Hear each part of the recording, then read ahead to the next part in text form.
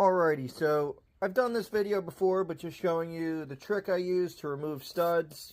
So I'll put a little spray of either krill oil, WD-40, any penetrating oil, and we take the torch and we heat up the stud area until it starts to bubble.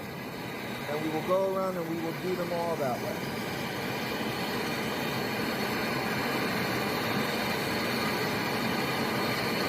We're all heated up, and then we just use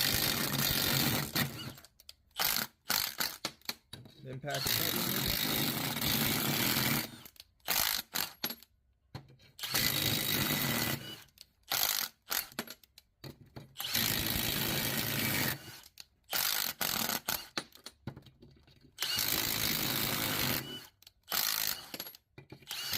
How we do it.